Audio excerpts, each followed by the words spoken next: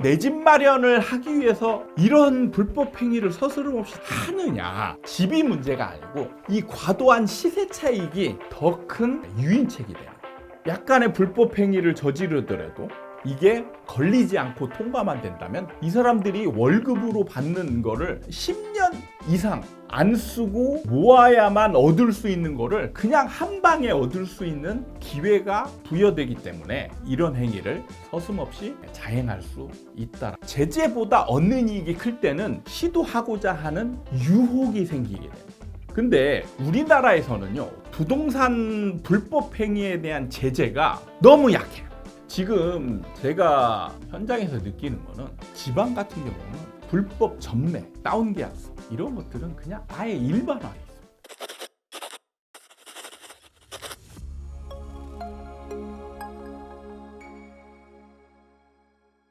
하나, 둘, 셋.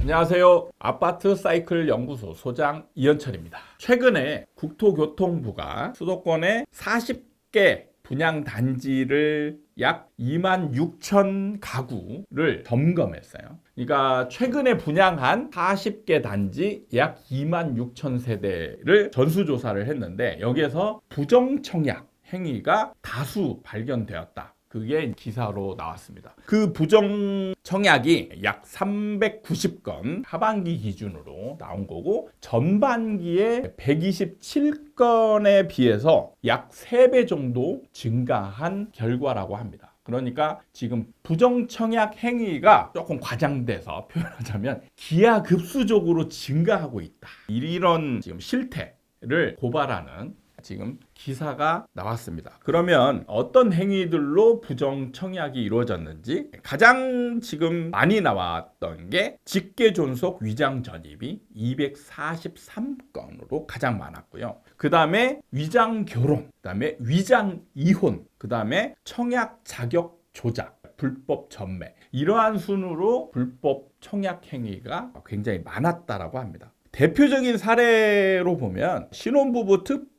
공급을 노려서 혼인신고일을 위조하고 그 다음에 혼인관계 증명서를 조작한 후에 계약을 체결했다. 이런 사례들도 있고요. 이혼을 하고 계속 동거를 하면서 무주택자로 구회 청약을 신청 후에 당첨된 사례도 적발이 되었습니다. 즉 이런 거를 위장 이혼이라고 하죠. 그러면 이렇게 부정 청약들이 많은데 그러면 적발됐을 때 제재 수단이 어느 정도길래 사람들이 이렇게 부정청약을 많이 하는지. 형사처벌 조항이 있는데요. 3년 이하의 징역이나 3천만 원 이하의 벌금에 처할 수 있고요. 그 다음에 부정청약이 적발되면 계약이 취소됩니다. 계약이 취소되고 그로 인해서 받았던 주택은 환수를 당하게 되고요. 그 다음에 향후 10년간 청약 제한에 걸리게 됩니다. 이러한 사례들이 있는데 지금 이러한 내용으로 지금 부정청약 이런 것들이 적발됐다는 기사가 나왔습니다.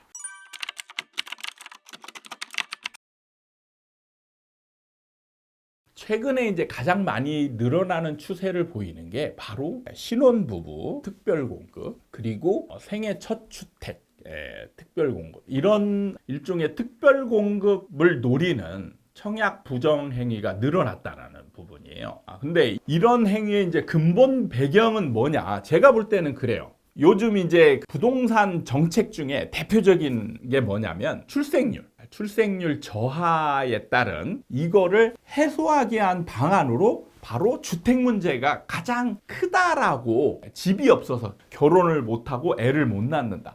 뭐 이런 이유들이 주된 원인으로 출생률 저하의 가장 큰 원인으로 주택 문제가 대두되고 있어요. 그래서 정부는 이걸 해결해 주기 위해서 정책적으로 신혼부부 아니면 생애 첫 주택 이런 사람들 특히 미혼모 뭐 이런 사람들에게 특별공급 혜택을 굉장히 많이 주고 있습니다. 그럼으로 인해서 이 사람들이 기회를 가져야 되는데 문제는 이게 그 이후에 기간 제한이 있는 거죠. 기간 제한이 있다 보니까 이거에 해당되지 않는 사람들은 그 혜택을 받지 못하는 거죠. 근데 문제는 이런 사람들이 청약을 받기 위해서 불법 행위를 이제 시도하게 된다는 거죠. 근데 그러면 내 집 마련을 하기 위해서 이런 불법 행위를 서스름없이 하느냐? 저는 이 부분에 조금 다른 측면이 있다라고 생각을 해요.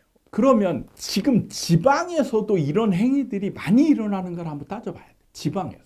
지금 이런 전수조사는 수도권에만 들어갔습니다. 그럼 왜 수도권에만 들어갔을까요? 수도권에 이런 부정 청약 행위가 집중됐다라는 거죠. 지방은 사실 별로 일어나지 않기 때문에 굳이 전수조사까지 할 필요가 없는 거예요. 자, 그러면은 왜 지방은 불법 행위가 많지 않고 수도권에 집중됐을까요? 내 집 마련을 하기 위해서라면 지방도 이런 불법 행위가 일어나야죠. 근데 지방은 지금 미분양이 넘쳐나고 있습니다. 미분양이 넘쳐나고 있다는 얘기는 뭐냐면 굳이 청약을 통하지 않고서도 이 신축들을 살 수 있는 기회가 많아요. 많다 보니까 굳이 이런 불법 행위를 할 필요가 없게 되는 거죠. 근데 서울 수도권은 지금 경쟁률이 아직도 심하게 남아 있습니다. 근데 모든 신축 단지에 경쟁률이 심하냐? 그렇지 않아요. 그렇지 않습니다. 경쟁률이 심한 데가 몰려 있어요. 그게 대표적인 키워드가 뭐냐면 바로 분양가 상한제입니다.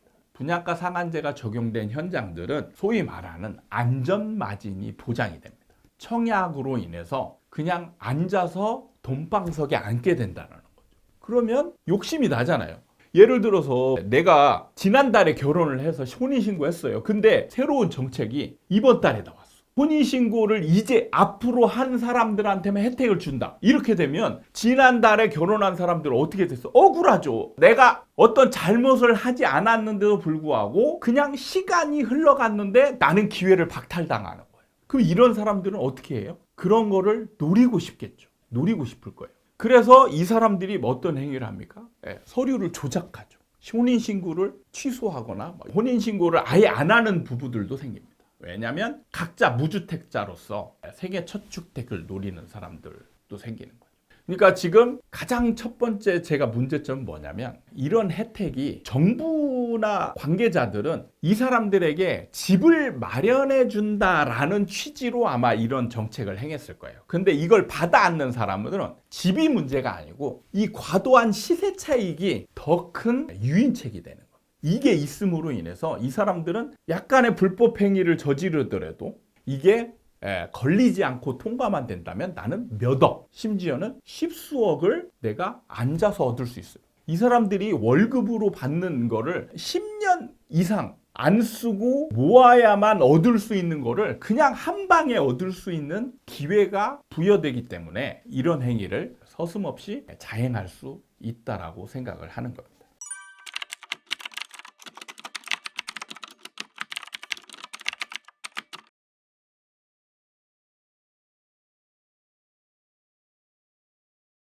두 번째 이 질문에는 보면은 항상 불법 행위를 저지를 때 얻는 이익과 그 다음에 제재라는 게 있어요. 어쨌든 걸리면 내가 폐가망신하거나 내가 감옥에 가거나 이런 제재가 있는데 이걸 비교했을 때 제재보다 얻는 이익이 클 때는 누구나 이걸 시도할 수 있는 시도하고자 하는 유혹이 생기게 됩니다. 근데 우리나라에서는요 부동산 불법 행위에 대한 제재가 너무 약해요. 현실적으로 너무 약하고 그 다음에 이 제재를 하기 위한 점검이 있잖아요. 점검이 정말 허술하다라고 할까요? 굉장히 약합니다. 그러니까 이 사람들은 불법 행위를 저지를 수 있는 유혹에 너무 쉽게 넘어간다라는 거죠.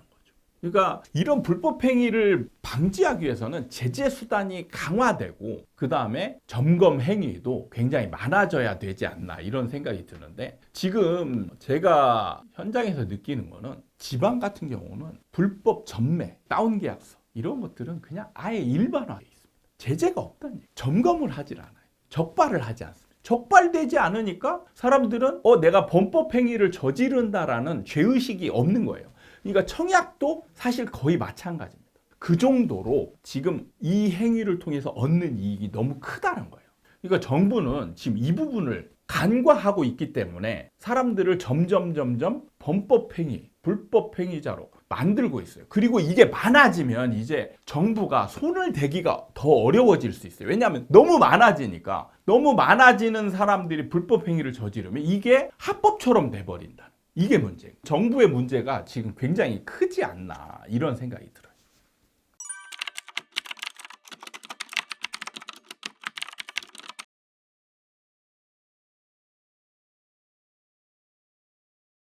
제가 아까도 처음에 말씀드렸다시피 이 특별 제도로 인해서 얻는 이익이 너무 과도한 거예요.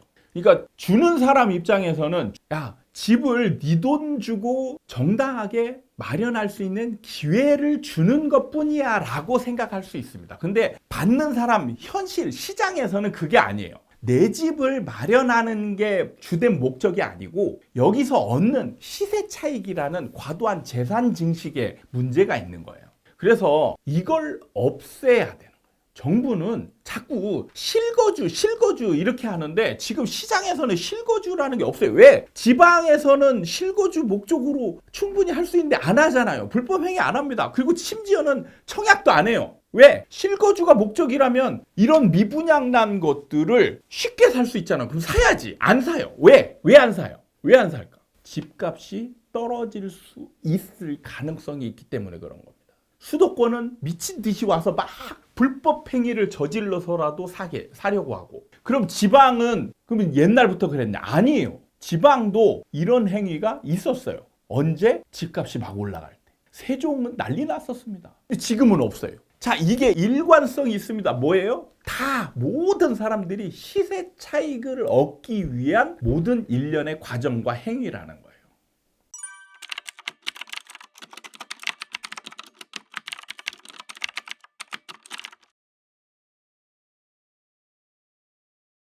사실 무관하다라고 보기는 어렵죠. 지금 얼죽신, 특히 이제 젊은 세대들은 신축을 선호하는 성향이 이제 굉장히 강해지고 있습니다. 근데 이 이면에 숨어져 있는 얼죽신의 의미를 조금 더 저는 살펴봐야 된다라고 생각하는데, 아까도 지방 얘기를 했어요. 지방에 얼죽신 현상이 있느냐? 없어요. 없습니다. 네. 서울은 있어요. 그럼 이 차이는 뭐냐? 바로 신축을 통해서 시세 차익을 얻을 수 있느냐 없느냐의 차이인 거예요. 그게 그냥 얼죽신으로 대변되고 있는 겁니다. 그러니까 사람들이 얼죽신으로만 그대로 받아들이면 사람들이 신축을 선호한다예요. 죽어도 신축을 선호한다? 그렇지 않습니다. 지방은 지금 신축을 별로 선호하고 있지 않아요. 그 얘기는 뭐냐면 신축을 통해서 재산 증식의 기회가 많이 온다. 이걸 얘기하는 겁니다. 그렇기 때문에 사람들이 선호하는 게 뭔지, 핵심이 뭔지를 파악하는 게 제일 중요한 거예요. 정책자들은. 그리고 저는 이게 이런 주택 정책이 과연 본래의 취지 있잖아요. 본래의 취지가 뭐예요? 출생률을 높이는. 그럼 그런 효과가 있느냐를 따져봐야죠. 지금 뭐예요? 출생률이 높아질 기미가 없습니다. 근데 이런 정책을 언제부터 썼어요? 아주 오랜 수년 전부터 이런 정책을 계속 써왔습니다. 그러면 이 효과가 있는지부터 점검을 해야 될 거 아니에요. 지금 이런 효과는 없는데 계속 써요. 세상에 이런 바보도 없는 거죠. 이런 무능한 정책자들도 없는 겁니다. 그런데도 계속 씁니다. 이런 정책은 나오면 안 되는 거예요. 차라리 저는 편안하게 살 수 있는 임대주택들을 많이 만드는 것은 좋은 정책이라고 생각합니다. 공정한 기회를 부여하는 측면이 되고 이 사람들한테 과도한 혜택이 돌아가진 않아요. 이런 것들은 나쁜 정책이 아닙니다. 괜찮은 정책이에요. 근데 자꾸 이거를 하기 힘드니까, 복잡하니까 자꾸 쉽고 표시나는 것들을 행하려고 하는, 이게 이제 정책자들의 문제인 거죠.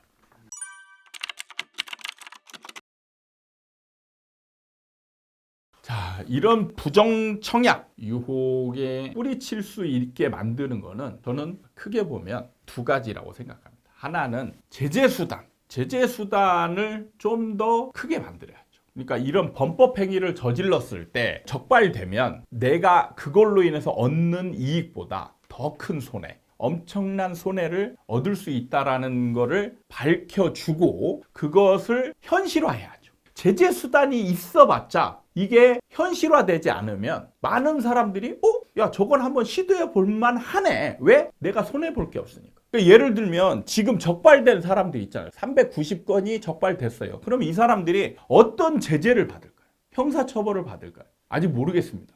뉴스에 나오질 않아요. 이 사람들이 구속됐다. 저는 구속됐다는 뉴스를 본 적이 없습니다. 대부분 뉴스에 나오는 게 뭐냐면 그 청약으로 받은 주택 있죠. 이건 회수돼요. 회수됩니다. 그리고 그 외에 뚜렷한 어떤 뉴스 제재 행위에 대한 기사 내용을 본 적이 거의 없어요. 그럼 이 사람은 손해예요? 아니에요. 손해볼 게 별로 없죠. 그냥 단지 청약 행위 10년 이게 무슨 제재냐고. 제재 수단을 강화해야 해요. 두 번째는 특혜가 되는 상황을 만들면 안 되는 거예요. 특혜가 되니까 유혹이 생기는 거예요. 특혜를 아예 없으면 아예 접근조차 안 할 수 있으니까 아주 미미한 특혜. 그건 특혜가 아니죠. 특혜라고 보기 어려운 정도의 뭐랄까 혜택 이런 것 정도는 주어져도 그렇게 공정성을 해치는 것이 아니다. 이런 생각이 듭니다. 그러니까 제가 걱정하는 게 지금 앞으로 이런 행위가 지금 가만히 이대로 간다라면 엄청나게 늘어날 것 같아요. 지금 왜냐하면 젊은 세대들이 부동산에 대한 그리고 부동산을 통해서 시세 차익을 누리려고 하는 이런 의지, 생각이 정말 더 점점점 강해지고 있어요. 그러니까 우리나라 부동산 시장이 투기화가 점점 더 강해지고 세게 지금 진행이 되고 있다는 얘기입니다. 이런 상황 속에서 정부는 계속적으로 특혜를 부여하는 정책들을 내보내고 있다는 얘기예요. 그리고 이런 것들은 소수에게 기회가 갑니다. 그 소수에 해당하지 않는 약간 그 어떤 그 어긋나는 사람들이 있죠. 이런 사람들은 그걸 만들려고 노력할 거란 말이죠. 그러면 오히려 그걸 통해서 바라고 있는 출생률 증가 이런 거에 오히려 더 마이너스가 될 확률이 더 높아진다라는 그런 부분을 정부가 제대로 알고 정책을 했으면 좋겠다라는 바람을 가지면서 정부는 좀 반성을 했으면 좋겠어요. 그리고 이번 선거를 통해서 새로운 정부가 탄생한다면 꼭 이 영상을 봤으면 좋겠어요. 봐서 정책에 참고를 좀 했으면 좋겠다. 이런 생각을 가지면서 영상을 마치도록 하겠습니다. 감사합니다.